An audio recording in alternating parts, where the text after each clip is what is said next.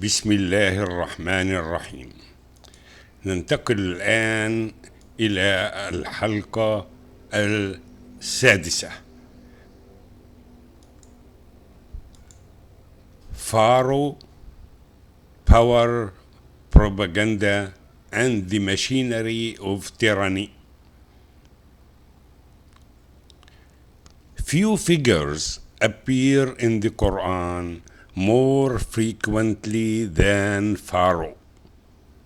Again and again, the Quran returns to his story because Pharaoh represents something larger than many other figures. He represents the corruption of power itself. In the Quranic worldview, Pharaoh is not merely an ancient ruler from Egypt. He becomes a recurring pattern in human history. The Quran describes Pharaoh as a ruler who elevated himself above society. It says in the Quran, "Indeed, Pharaoh exalted himself in the land and made its people into fractions, oppressing a group among them." Notice the pattern carefully. Pharaoh divides society. He weakens unity. He creates fear. And through division, he strengthens control. This is one of the oldest political strategies in history. When people become fragmented, they become easier to dominate. The Quran presents Pharaoh as more than a political ruler. He becomes a symbol of power demanding absolute obedience. The Quran says, "And Pharaoh said, 'O chiefs, I do not know for you any God other than me.'" This statement reveals the deepest corruption of tyranny. Not merely political control, but the elevation of human authority beyond moral limits. Whenever rulers begin acting as though they are beyond accountability, beyond it, and that truth belongs only to them, and obedience matters more than justice, the Pharaoh pattern begins to reappear. Tyranny survives through fear. The Quran repeatedly shows how Pharaoh ruled through intimidation. It says, "He slaughtered their sons and kept their women alive. Indeed, he was among the corruptors."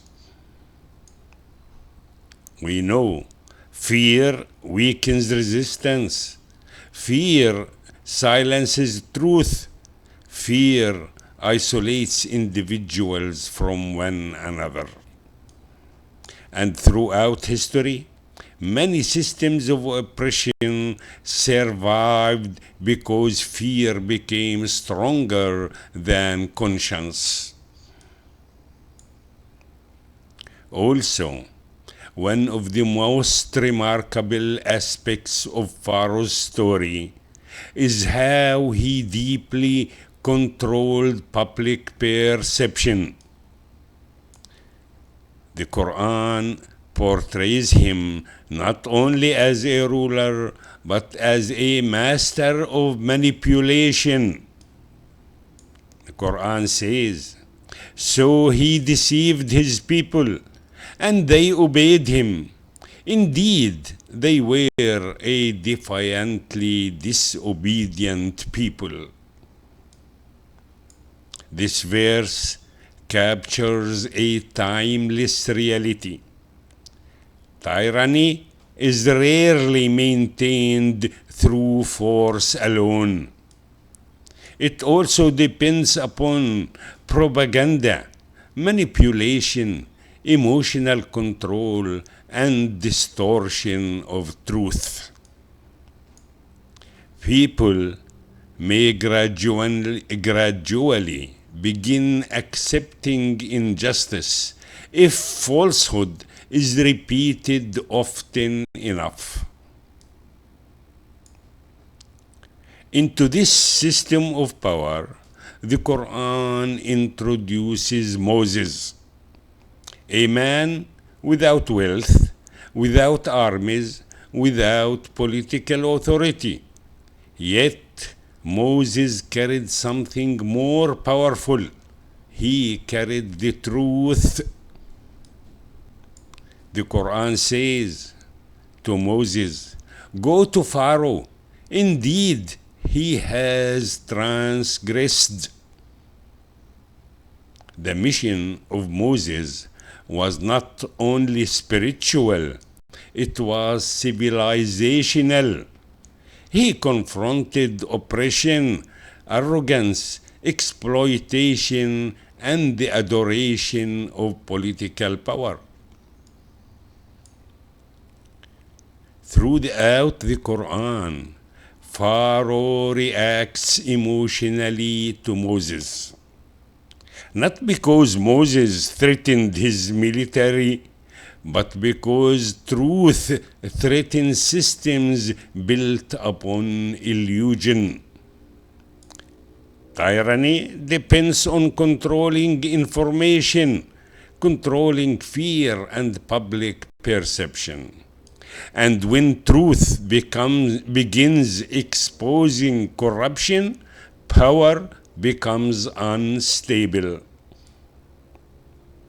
This is why oppressive systems often fear independent thought, moral courage, and honest speech, because truth weakens manipulation. The Quran also highlights the role of elites surrounding Pharaoh, because power rarely operates alone. Around every tyrant, there are individuals who benefit from the system. In the Quran, it says, and Pharaoh said, leave me to kill Moses, and let him call upon his Lord. Indeed, I fear that he will change your religion or cause corruption in the land. Notice the reversal. Pharaoh accuses Moses of causing corruption, while Pharaoh himself spreads oppression. This is another recurring historical pattern. Corrupt systems often portray reformers as dangerous while presenting oppression as stability. Again, one of the deepest insights in Pharaoh's story is how entire societies can become psychologically conditioned under long-term oppression. People may begin believing that injustice is normal, truth is dangerous, and obedience is safer than conscience. Over time, fear reshapes public morality, and societies gradually lose the ability to imagine alternatives. Despite Pharaoh's immense power, his system eventually collapses, not because it lacked wealth, not because it lacked military strength, but because systems built upon oppression carry instability within themselves.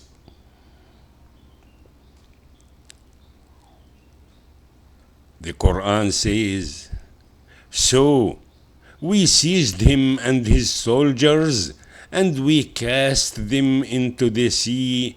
So observe how was the end of the wrongdoers." And the Quran repeatedly reminds humanity, no tyranny is permanent. Power may appear overwhelming for a time, but oppression eventually weakens its own foundations. The story of Pharaoh remains profoundly relevant today. The modern world possesses technologies of influence unimaginable in earlier history. Mass media, surveillance, digital propaganda, psychological manipulation, and concentration of information. The Pharaoh pattern can reappear whenever truth becomes controlled, whenever fear dominates society, power loses accountability, and human beings become treated as tools rather than moral beings. The Quran, therefore, asks humanity to remain vigilant, because tyranny does not always arrive openly. Sometimes it grows gradually through normalization. The Quran presents Moses not merely as a liberator from political slavery, but as a guide toward moral responsibility. Because freedom alone is not enough, a society must also rebuild justice, rebuild truth, conscience, and moral balance. Otherwise, new forms of oppression eventually emerge again. In summary, perhaps one of the greatest lessons in the story of Pharaoh is that tyranny begins long before violence.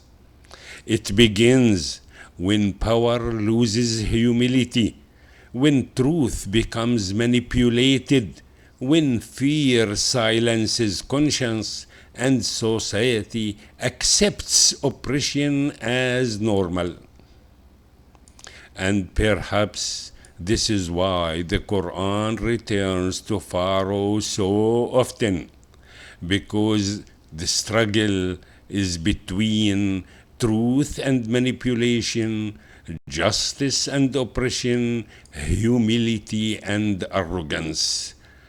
This struggle is not confined to ancient Egypt. It is a struggle that continues throughout human history, and perhaps within every civilization. Thank you for listening. Wassalamu alaikum wa rahmatullahi wa barakatuh.